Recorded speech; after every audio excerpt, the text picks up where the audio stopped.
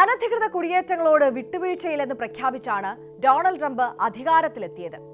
കൈയും കാലും ചങ്ങലക്കിട്ട് നാട് കടത്തുന്നത് വലിയ വിമർശനങ്ങൾക്കിടയാക്കിയിരുന്നു. പോയ വാരം ലോസ് ഏഞ്ചലസ് കലാപ സമാരമായിരുന്നു.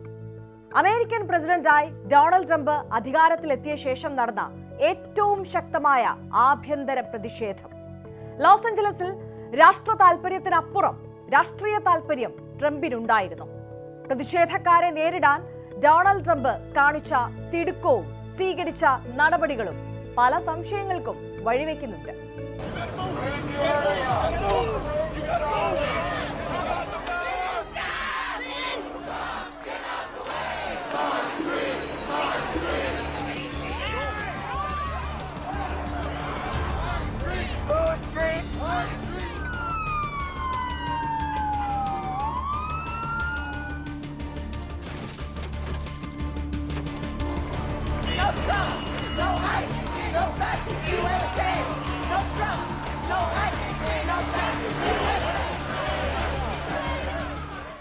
ലോസ് ഏഞ്ചൽസിൽ റെസ്റ്റോറന്റുകളിലും ചെറിയ കടകളിലുമൊക്കെ പണിയെടുക്കുന്ന അനധികൃത കുടിയേറ്റക്കാരെ കണ്ടെത്താൻ പരിശോധന തുടങ്ങിയിട്ട് നാളുകൾ ഏറെയായിരുന്നു.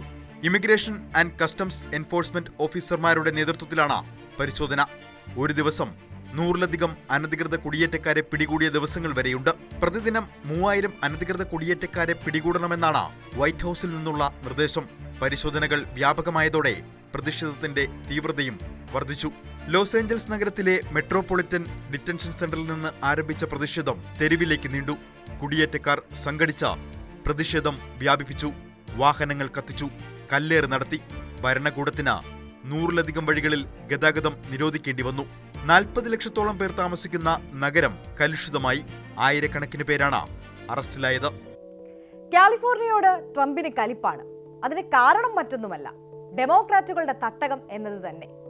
പ്രസിഡന്റ് തെരഞ്ഞെടുപ്പിൽ രാജ്യത്താകെ 25 ലക്ഷത്തിലധികം വോട്ട് ട്രംപിന് ഭൂരിപക്ഷം ലഭിച്ചെങ്കിലും ലോസ് ഏഞ്ചലസിൽ കമലാ ഹാരിസിനായിരുന്നു മേൽക്കൈ.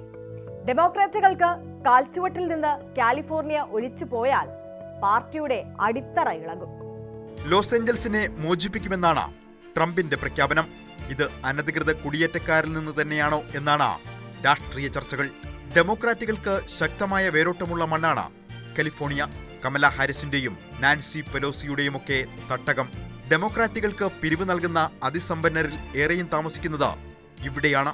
ഒറ്റ ദിവസം കൊണ്ട് ഡെമോക്രാറ്റിക് പാർട്ടിക്ക് ശതകോടികൾ ഫണ്ട് സ്വരൂപിക്കാൻ കഴിയുന്ന ഇടം. താഴെത്തട്ടിൽ വരെ ഡെമോക്രാറ്റുകൾക്ക് വേരുകളുള്ള കാലിഫോർണിയ. ഗവർണർ ഗാവൻ ന്യൂസമും ലോസ് ഏഞ്ചൽസ് മേയർ കാരൻ ബാസും ഡെമോക്രാറ്റ് നേതാക്കൾ.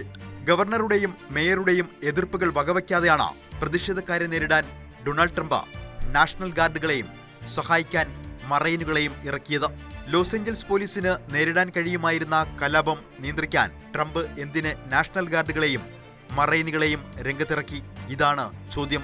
സംസ്ഥാന ഗവർണർമാരുടെ അഭ്യർത്ഥനയുണ്ടെങ്കിൽ മാത്രമേ നാഷണൽ ഗാർഡുകളുടെ സേവനം സാധാരണ ലഭ്യമാക്കാറുള്ളൂ.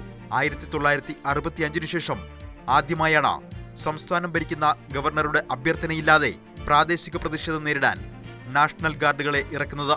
ട്രംപ് എരുതിയിൽ എണ്ണയൊഴിക്കുകയാണെന്ന് കാലിഫോർണിയ ഗവർണർ ഗാവിൻ ന്യൂസം കുറ്റപ്പെടുത്തി. Los Angeles mayor Karen Bass ട്രംപിന്റെ വിവാദ നീക്കത്തെ ശക്തമായി വിമർശിച്ചു. പക്ഷേ ഇതൊന്നും ചെവിക്കൊള്ളാൻ തയ്യാറല്ല US പ്രസിഡന്റ്. ലോസ് ഏഞ്ചൽസിലെ ഫെഡറൽ ബിൽഡിംഗിന് ഇപ്പോൾ മറൈനുകളാണ് കാവൽ. കുടിയേറ്റക്കാരെ തെരഞ്ഞുപിടിക്കുന്ന പരിശോധനയ്ക്ക് സഹായിക്കാനെത്തിയ മറൈനുകൾ സംശയം തോന്നുന്ന സിവിലിയൻസിനെ വരെ കസ്റ്റഡിയിലെടുത്തു തുടങ്ങി. ഏതുതരം പ്രതിഷേധങ്ങളും അടിച്ചമർത്താനാണ് ട്രംപിന്റെ നിർദ്ദേശം.